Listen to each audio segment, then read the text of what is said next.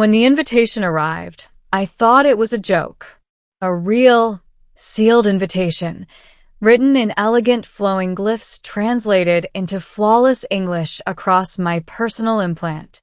You are formally invited to the Rhy Blood Home for the evening of ancestral judgment. Beneath it, a single name, Lady Zoralis Rhy, which meant only one thing: my best friend's mother. And in the entire Orion Coalition, she was terrifying. My name is Aiden Cross, human exchange engineer, Earthborn, currently stationed on Virex Prime, a world where even gravity feels like it's judging you. For 6 months, I'd worked beside Saris Rhy, elite alien xenobiologist, tactical analyst, and the calmest person I had ever known in my life. For violet eyes, silver bioluminescent markings that shifted with her emotions. A voice that always sounded like it was holding back a storm. We were friends. That's all. At least, that's what I told myself. The moment I showed her the invitation, every one of her luminous markings went white hot. She grabbed my wrist. "You're in trouble," she whispered. The blood home. The Rhy estate floated above the obsidian cliffs like a living predator, organic stone, shifting crystalline walls, and spires that pulsed with slow, predatory light. This wasn't a house. It was a throne fortress. The moment I stepped through the gates, every ounce of human survival instinct screamed that I shouldn't be here. Saris walked beside me in ceremonial armor. She looked different. Radiant, dangerous, and nervous. "My mother does not invite humans casually," she said quietly. "What happens during ancestral judgment?" I asked. She hesitated. Truth. That didn't help. The mother of the beast. Lady Zoralis Rhy entered the hall without a sound. She was taller than Saris. Older. Stronger. Her markings burned with deep crimson and gold. Her presence alone carried the weight of wars fought before my species invented fire. Her gaze landed on me. The temperature in the room dropped. "So," she said, her voice echoing without effort, "this is the human." I swallowed. "Yes, ma'am." Sarah stiffened. "Mother." "You may speak later," Zoralis said calmly. "First, I will examine what my daughter has brought into my bloodline's orbit." Brought. Not invited. The interrogation. They seated me at a stone table grown directly from the living structure of the home. Rhy warriors ringed the chamber. Every one of them could tear me apart without effort. Lady Zoralis circled me slowly. "You saved my daughter's life on the Aerith Void Station."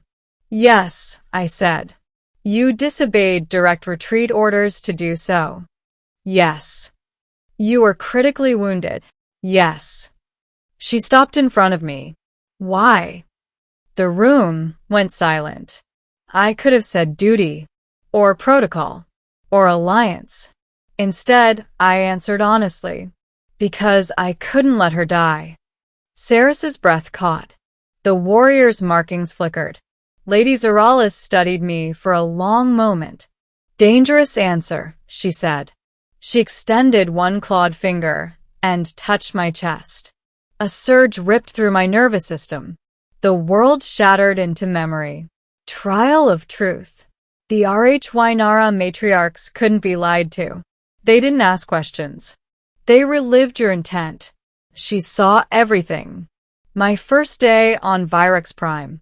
Saris correcting my calculations with quiet patience. Long nights working together. Her laughter, rare but devastating.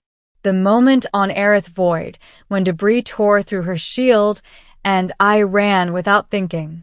When the vision released me, I collapsed to one knee, gasping. Lady Zoralis withdrew her hand. "You feel no dominance toward my daughter," she said. Saris froze. "You feel no hunger for power through her." The warriors murmured. And yet, her gaze sharpened. Your attachment is absolute. I looked up. I love her. The chamber exploded into stunned silence. Saris whispered my name in shock. The whispered warning. Later, in the quiet corridor beyond the judgment chamber, Saris grabbed my arm. You confessed bonding intent to my matriarch, she hissed. Was that bad? Her markings flared in panic. You challenged every noble in my bloodline to ritual claim combat. I did what? She stared at me. Human. You are in terrible trouble. The challenge. The ritual was announced before the night ended. Any Rhynara who claimed Saris could challenge me. The winner would earn the right to bind her future. I was human. Unarmored. Non-psionic. Against apex warriors bred for war. The first challenger stepped forward. Then stopped. Then stepped back. Slowly, one by one, every challenger withdrew. Because the memory Lady Zoralis had seen was now public. Not my strength. My intent. I had no desire for status. No hunger for power. No wish for her bloodline. Only her. And that terrified them more than any weapon. The mother's judgment. Lady Zoralis summoned me again at dawn. Saris stood rigid beside her. Human Aiden Cross, the matriarch said, you are illogical. Weak. Mortal. Fair assessment. And yet you possess what my species has been breeding for millennia and still fails to guarantee. She leaned closer. Unconditional defiance in the face of annihilation. She turned to Saris. My daughter will choose. Saris's voice trembled. I choose him. The hall erupted in light. The quiet after the storm. Later, alone on the terrace overlooking the endless black sea of Virex Prime, Saris stood beside me. My mother told me she hoped you would survive tonight, she said softly. That was comforting. She smiled faintly. Rhynara love is not gentle, Aiden. I took her hand. Neither is human love.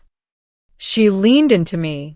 For the first time since arriving on this world, I felt like I truly belonged. Epilogue. The Orion Coalition recorded the event as the night a human defied an ancient bloodline without drawing a weapon. But in private memory, it was simply the night my alien friend warned me I was in trouble. And the night I discovered that trouble sometimes means destiny.